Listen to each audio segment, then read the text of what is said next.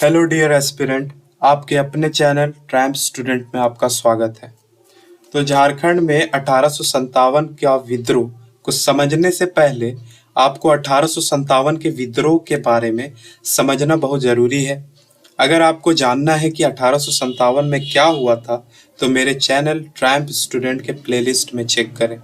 तो सबसे पहले झारखंड में 1857 जो हुआ था उसका प्रमुख क्या क्या कारण रहे हैं वो समझने का कोशिश करते हैं। तो सबसे पहला है शासक वर्ग में असंतोष। तो जो यहाँ के जितने भी शासक थे वो अंग्रेजों के प्रति नाखुश थे, क्योंकि इसका सबसे अच्छा एग्जाम्पल ये है कि जो पलामू के जो चेरो शासक थे, चूड़ामन राय, तो उसे कर ना देने की वजह से उसे अपदस्थ कर दिया गया था और वो पलामू के अंतिम चेरो शासक भी थे। तो ये याद रख लीजिएगा, पलामू का जो अंतिम चेरो शासक है वो कौन है, तो चूड़ामन राय। ये क्वेश्चन पूछा जा चुका है। दूसरा नंबर पे है जागीरदारों और जमींदारों में असंतोष पैदा होना, जनजातियों में भी असंतोष पैदा होना। और सबसे इम्पोर्टेंट जो यहाँ का है झारखंड में 1857 होने का कारण, वो बिहार के विद्रोह का असर है। क्यों बिहार का विद्रोह का असर है? क्योंकि जो बिहार और जो झारखंड है वो बिहार का ही एक अंग हुआ करता था। और बिहार में उस वक्त नेतृत्व कौन कर रहे थे? तो बाबू कुंवर सिंह नेतृत्व कर रहे थे 1857 के विद्रोह को। तो उसी का असर झारखंड में भी पड़ा। तो इतना तो हम लोग जानते हैं कि 1857 की विद्रोह की जो शुरुआत हुई थी वो मेरठ से हुई थी। कहाँ से? मेरठ से हुई थी। 10 मई 1857 को हुई थी। लेकिन झारखंड में 1857 की विद्रोह की शुरुआत कहाँ से हुई थी? तो रोहिणी गांव, देवघर में जो स्थित है रोहिणी गांव, वहीं से 12 जून 1857 को शुरुआत हुआ था झारखंड में 1857 के विद्रोह का। जो रोहिणी गांव है वो किस नदी के किनारे है? तो वो अजय नदी के किनारे है। ये भी क्वेश्चन पूछा गया है कि रोहिणी गांव वो किस नदी के किनारे है, तो अजय नदी के किनारे में है। जेपीएससी या जेएसएससी के परीक्षाओं के मुताबिक अगर हम लोगों को सिर्फ 7 जिलों को विद्रोह को अच्छे तरीके से याद रखना है, वो कर्म अनुसार ये रहे, जो कि कहाँ कहाँ पे 1857 का जो झारखंड में विद्रोह हुआ था वो कहाँ कहाँ पे हुआ था। तो पहला है देवघर, हजारीबाग, रांची, मानभूम, सिंहभूम, पलामू, चतरा। तो इसे याद करने का सबसे अच्छा तरीका यही है कि सबसे पहले जिला वाइज हम लोग याद कर लेंगे कि पहला हुआ था देवघर में, दूसरा हजारीबाग, तीसरा रांची, मानभूम, सिंहभूम, पलामू, चतरा। ये याद होने के बाद हम लोग डेट पे आएंगे, जो कि जो तारीख है, जैसे कि जून, फिर जुलाई आ रहा है, जून के बाद देखिए जुलाई, फिर अगस्त, फिर सितंबर। तो जुलाई के बाद अगस्त 2 बार है, सितंबर 2 बार है, उसके बाद अक्टूबर है। और फिर ये जो तारीख है वो भी याद हो ही जाएगा।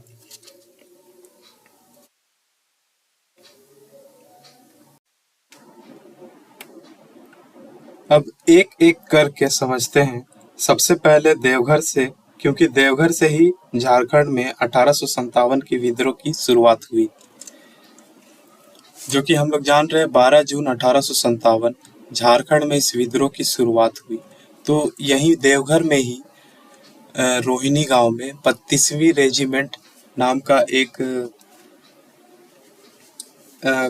कंपनी था, जो कि देसी स्थल सेना था। इसका मुख्यालय कहाँ पे था? तो रोहिणी गांव में।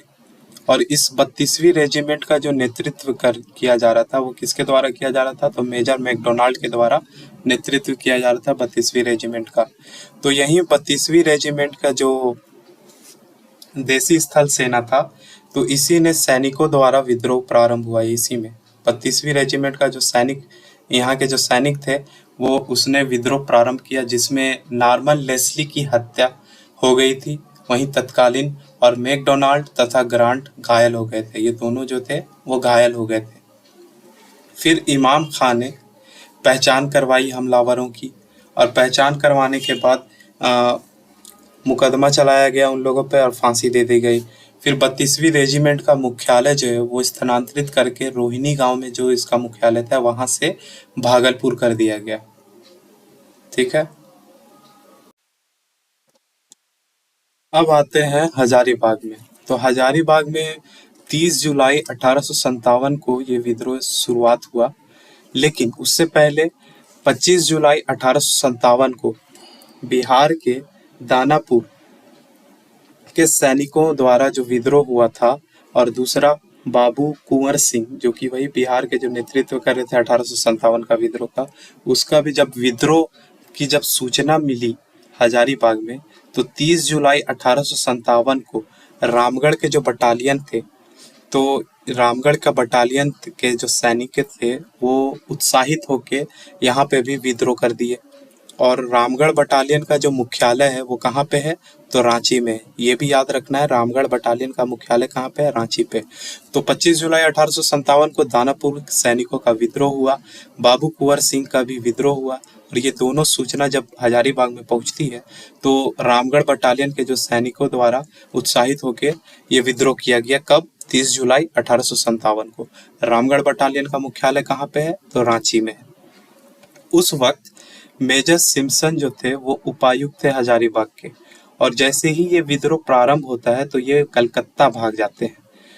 और विद्रोहियों द्वारा जितने भी लूटपाट हुई और जितने भी जेल में जो कैदी मतलब विद्रोही कैदी थे, तो उन लोगों को छुड़ाकर जिसमें एक सुरेंद्र शाही नाम के कैदी थे, जो कि उनके नेतृत्व में फिर जब ये जेल से रिहा हुए, मतलब रिहा नहीं, जब जेल से इसको छुड़ाया गया तो इसी के नेतृत्व में जितने भी विद्रोही थे वो इसी के नेतृत्व में रांची की ओर चले गए। और इसी में शंभू नारायण सिंह, ये नाम याद रखना है, शंभू नारायण सिंह। तो शंभू नारायण सिंह जो कि रामगढ़ के राजा थे, तो शंभू नारायण सिंह ने तार के माध्यम से, ठीक है, तार के माध्यम से विद्रोह की जो सूचना थी, ये जितने भी विद्रोह हुए हजारीबाग में, उसकी सूचना किसको मतलब भेज दिया जाता है तार के माध्यम से, लॉर्ड कैनिंग को, लॉर्ड कैनिंग को, ठीक है। अब आते हैं रांची में। तो रांची में 2 अगस्त 1857, तो 2 अगस्त 1857 को हजारीबाग के विद्रोही रांची पहुंचे, ठीक है। माधव सिंह, नादिर अली खां, जय मंगल पांडे, माधव सिंह, नादिर अली खां और जय मंगल पांडे, ये तीनों के नेतृत्व में ये यहाँ रांची में विद्रोह प्रारंभ हुआ, जिसमें बहुत सारा लूटपाट हुआ। और इसमें सबसे इम्पोर्टेंट, जो सबसे महत्वपूर्ण है, जो याद रखना है, वो गॉसनर चर्च। तो गॉसनर चर्च को तोप से उड़ा दिया गया था, तोप के गोले से। फिर यहाँ जो कमिश्नर डाल्टन थे, उसी के सलाह पर पूरे छोटे नागपुर में जब रांची का जो ये विद्रोह हुआ, तो कमिश्नर डाल्टन जो था वो उसी के सलाह पर पूरे छोटे नागपुर में मार्शल कानून लागू कर दिया गया। अब आते हैं तो इसी में रांची ही में बड़कागढ़ का जो विद्रोही के जो नेता थे वो कौन थे, एक प्रमुख नेता थे ठाकुर विश्वनाथ शाहदेव। बड़कागढ़ के विद्रोहियों के नेता थे ठाकुर विश्वनाथ शाहदेव। इसी ने स्थापना किया था मुक्त वाहिनी सेना का। ठाकुर विश्वनाथ शाहदेव ने स्थापना किया था मुक्त वाहिनी सेना का। ये भी बहुत बार क्वेश्चन पूछा जा चुका है कि मुक्त वाहिनी जो सेना है वो किसके द्वारा स्थापना किया गया था, तो ठाकुर विश्वनाथ शाहदेव। और मुक्त वाहिनी जो सेना है उसके 2 प्रमुख सैनिक भी थे। तो कौन कौन से प्रमुख सैनिक थे, तो 2 ही थे, गणपत राय और शेख भिखारी। तो गणपत राय जो थे वो विद्रोहियों के सेनापति थे। तो अगर सवाल में आए कि विद्रोहियों के सेनापति कौन थे, बड़कागढ़ के विद्रोहियों के सेनापति कौन थे, तो गणपत राय, और विद्रोहियों के नेता कौन थे, तो ठाकुर विश्वनाथ शाहदेव।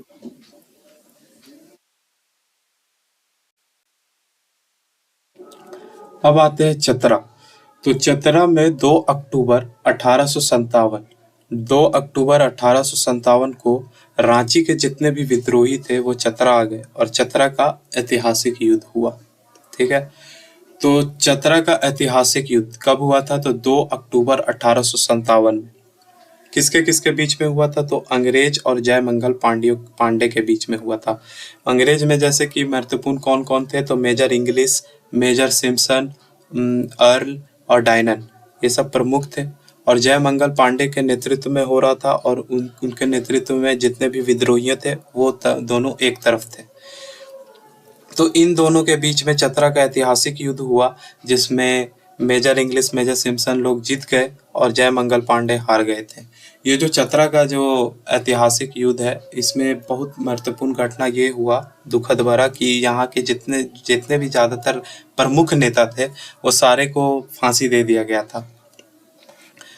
जिसमें चतरा का जो ऐतिहासिक युद्ध हुआ था, जिसमें नादिर अली खां जो थे वो घायल हो गए थे और माधव सिंह जो थे वो फरार हो गए थे। और ये माधव सिंह जब फरार हो गए तो इन पे कितना रुपए का इनाम रखा गया था? तो 1,000 रुपए का इनाम रखा गया था। 3 अक्टूबर 1857 को 3 अक्टूबर 1857 को नादिर अली खां और जयमंगल पांडे को गिरफ्तार कर लिया गया। और ठीक एक दिन के बाद 4 अक्टूबर 1857 को पंसीहारी तालाब के पास आम के पेड़ पर फांसी दे दिया गया। और ये पंसीहारी तालाब चतरा में ही है। डाल्टन ने 6 जनवरी, ठीक है, डाल्टन ने 6 जनवरी 1858 को उमराव सिंह और उसके दीवान शेख भिखारी, देख रहे हैं सब जितने भी अभी पकड़ में आ रहे हैं, जितने भी गिरफ्तार हो रहे हैं, वो सारे प्रमुख नेता हैं। तो डाल्टन ने 6 जनवरी 1858 को उमराव सिंह और उसके दीवान शेख भिखारी को गिरफ्तार कर लिया गया था। ये उमराव सिंह जो थे वो 12 गांव के जमींदार थे और मांझी के 12 गांव के जमींदार थे, और उसी का दीवान था कौन? शेख भिखारी। तो ये दोनों को 6 जनवरी 1858 को गिरफ्तार कर रांची ले आया गया और 8 जनवरी 1858 को टैगोर हिल के पास फांसी दे दिया गया। टैगोर हिल रांची ही के आसपास पड़ता है, जिसे अब टुंगरी फांसी के नाम से जाना जाता है। फिर देखते हैं कि विश्वनाथ दुबे तथा महेश नारायण शाही, ठीक है, ये दोनों क्या थे? एक तरह से गद्दार थे। तो विश्वनाथ दुबे और महेश नारायण शाही दोनों जो नाम के व्यक्ति थे वो गद्दारी से, इनकी गद्दारियों से जो विद्रोह के जो प्रमुख नेता थे विश्वनाथ शाहदेव वही जो मुक्ति वाहिनी सेना का जो गठन किया था, और एवं गणपत राय, दोनों को गिरफ्तार कर लिया गया। और 16 अप्रैल 1858 को विश्वनाथ शाहदेव को और 21 अप्रैल 1858 को गणपत राय, इन दोनों को फांसी दे दिया गया। कहाँ पे? रांची जिला स्कूल के कदम पेड़ में, ठीक है, रांची जिला के जो स्कूल के एक द्वार के समीप ही एक कदम का पेड़ था, वहीं पे इन दोनों को फांसी दे दिया गया था। तो विश्वनाथ शाहदेव को 16 अप्रैल 1858 को, गणपत राय को 21 अप्रैल 1858 को। ये डेट भी याद रखना जरूरी है। और ये फांसी जो दिया गया था ये किसके आदेश पर दिया गया था? तो डाल्टन के आदेश पर दिया गया था। मानभूम मानभूम में 5 अगस्त 1857 को विद्रोह हुआ। और मानभूम में खास बात यह है कि संथालों ने भी बढ़ चढ़कर हिस्सा लिया था। G.N. ऑक्स, ठीक है, G.N. ऑक्स एक अंग्रेज अधिकारी है। ये जैसे ही विद्रोह प्रारंभ हुआ तो ये रानीगंज भाग जाता है और G.N. ऑक्स मदद की गुहार मारता है। किससे गुहार जो मांगता है? किससे? नीलमणि सिंह से, जो कि एक पंचायत का राजा था, लेकिन ये मदद करने से साफ इनकार कर देता है। ऑक्स ने कैप्टन माउंट गोमरी, ठीक है, माउंट गोमरी के नेतृत्व में सैनिकों का एक दल भेजा। अब ये तो रानीगंज भाग गए थे, तो वहीं रानीगंज से ही माउंट गोमरी के नेतृत्व में एक सैनिक का दल भेजा और वहां पे शांति बहाल मतलब कर पाए। और फिर जैसे ही वहां पे निरंतर हो जाता है, उसके बाद नीलमणि सिंह को, जो कि मदद करने से G.N. ऑक्स के मदद करने से इनकार कर दिया था, उसे गिरफ्तार कर अलीपुर जेल भेज दिया गया। अब आते हैं सिंहभूम। तो सिंहभूम में 3 सितंबर 1857 को 3 सितंबर 1857 सिंहभूम में कब हुआ था? 3 सितंबर 1857 को भगवान सिंह और रामनाथ सिंह के नेतृत्व में विद्रोह प्रारंभ हुआ। लेकिन संपूर्ण सिंहभूम क्षेत्र में विद्रोहियों का जो नेतृत्व कर रहा था वो कौन कर रहा था? तो अर्जुन सिंह कर रहा था। तो अगर प्रश्न पूछा जाए कि सिंहभूम में 3 सितंबर 1857 को जो विद्रोह हुआ था 1857 का, तो उसका नेतृत्व कौन प्रारंभ किया? जब प्रारंभ पूछेगा तो भगवान सिंह और रामनाथ सिंह। लेकिन सिंहभूम क्षेत्र के पूरे सिंहभूम क्षेत्र में विद्रोहियों का नेतृत्व कौन किया था? तो तब जवाब क्या होगा? अर्जुन सिंह। तो मेजर सिसमोर वो चक्रधर सिंह, जैसे ही विद्रोह प्रारंभ हुआ तो ये मेजर सिसमोर जो थे वो विद्रोह से पहले ही चक्रधर सिंह को चाईबासा का दायित्व सौंपकर कलकत्ता भाग जाता है। ठीक है, ये जो भाग जाता है वो भी याद रखना है, जितने भी अंग्रेज भाग रहे हैं कहाँ कहाँ भाग रहे हैं। विद्रोहियों को रांची की ओर जाते वक्त अंग्रेज समर्थक जो चक्रधर सिंह, जिसको सौंप कर गया था सिसमोर चाईबासा का दायित्व, वो चक्रधर सिंह और हरि सिंह रोक लिया। ठीक है, विद्रोहियों का रांची की ओर जाते वक्त जब विद्रोहियों ने मानभूम में विद्रोह करके जब रांची की ओर जा रहे थे तो उस वक्त किसने रोका था? चक्रधर सिंह और हरि सिंह ने। यहाँ पे एक चीज मिसिंग है, जैसे अजय नदी पार करने के, जब जहाँ पे अजय नदी यहाँ पे पार कर रहे थे उसी वक्त चक्रधर सिंह और हरि सिंह ने रोक लिया था। ठीक है। तो अर्जुन सिंह अपने दीवान जग्गू की सहायता से विद्रोहियों को 7 सितंबर 1857 को संजय नदी पार करवाया। ठीक है। कब संजय नदी पार करवाया? जो चक्रधर सिंह और हरि सिंह ने रोक लिया था विद्रोहियों को, तो 7 सितंबर 1857 को अर्जुन सिंह ने अपने जो दीवान था, अर्जुन सिंह का दीवान जग्गू, उसकी सहायता से ये विद्रोहियों को संजय नदी पार करवाया था। फिर अर्जुन सिंह ने पौरी देवी को साक्षी मानकर विद्रोहियों को अपना नेतृत्व में ले लिया था और स्वयं को सिंहभूम का राजा घोषित किया। अर्जुन सिंह को गिरफ्तार पर, ठीक है, अर्जुन सिंह के गिरफ्तारी पर 1000 रुपया रखा गया और 21 नवंबर 1857 को आर.सी. बर्च ने अर्जुन सिंह के महल को जला दिया। तो अर्जुन सिंह का महल को किसने जलाया था? आर.सी. बर्च ने जलाया था। कब? 21 नवंबर 1857 को। और अर्जुन सिंह के गिरफ्तारी के लिए 1000 रुपया रखा भी गया था। अर्जुन सिंह ने रांची के कमिश्नर डाल्टन के समक्ष 16 फरवरी 1859 को आत्मसमर्पण कर दिया। तो अर्जुन सिंह जब देखा कि विद्रोह जो है वो शांत पड़ा है पिछले 1-2 सालों से, उसके बाद फिर क्या किया? वो आत्मसमर्पण करना ही बेहतर समझा और डाल्टन, कमिश्नर का जो डाल्टन था, कमिश्नर डाल्टन, उसके समक्ष 16 फरवरी 1859 को आत्मसमर्पण कर देता है। अब आते पलामू। तो पलामू में 26 सितंबर 1857 को विद्रोह शुरुआत होता है। तो शुरुआत कैसे होता है कि भवानी बख्श राय, इसी के नेतृत्व में 26 सितंबर 1857 को जो चेरो जनजाति के लोग थे वो विद्रोह में शामिल हुए थे और शामिल होने के बाद नीलांबर पीताम्बर के नेतृत्व में, ठीक है, नीलांबर पीताम्बर के नेतृत्व में पलामू का विद्रोह प्रारंभ होता है। डाल्टन के आदेश पर लेफ्टिनेंट ग्राहम की सहायता हेतु मेजर मैकडोनाल्ड पलामू पहुंचा और दोनों मिलकर विद्रोहियों को पलामू किला से भगा दिया।